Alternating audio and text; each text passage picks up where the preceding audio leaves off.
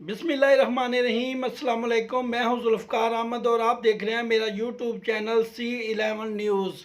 आज इमरान खान साहब के आज़ादी मार्च में एक इंतहाई दिलखराश अफसोसनाक वाक़या पेश आया, जब एक ख़तून सहाफ़ी जो कि चैनल 5 न्यूज़ की सहाफ़ी हैं, वो कंटेनर के नीचे आकर जाँ बहक हो गई।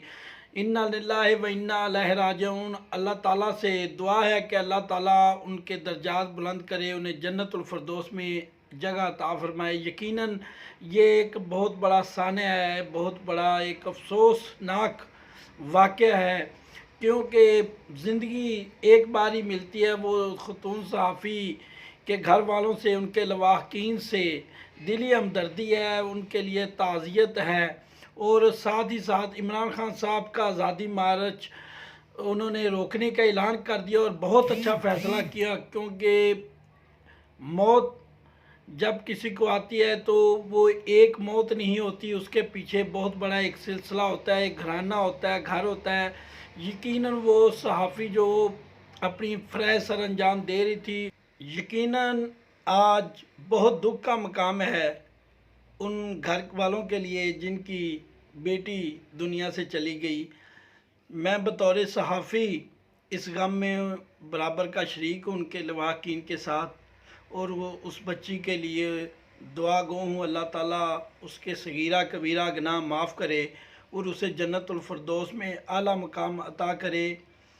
प्रोफेशनल सहाफ़ी अपनी जान पर खेल कर ये ख़बरें लाते हैं, अवामुन्नास तक पहुँचाते हैं, मगर अफसोस कि आज हमारे मुल्क सहाफ़ियों के लिए एक ऐसा मुल्क बन चुका है जहाँ उन बेचारों के लिए रहने के लिए कोई जगह नहीं।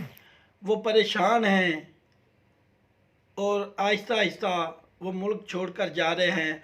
हुकूमत वक्त के लिए ये लम्हा फ़िक्रिया है कि ये एक ऐसी जाबर हुकूमत आई है, ऐसी ज़ालिम हुकूमत आई है जिसकी वजह से सहाफ़त करने वाले बड़े बड़े नाम मुल्क छोड़कर जा रहे हैं, और ये मुल्क की बदनामी है। बाहर की दुनिया में हमारे मुल्क का इमेज क्या होगा, ये हमें सोचना चाहिए, हमें देखना चाहिए।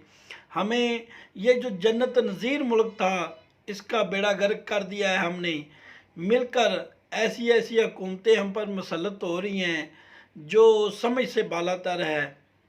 इनको लाने वालों के लिए मेरा ये पैगाम है बतौर सहाफ़ी कि खुदारा इस मुल्क पर रहम करें।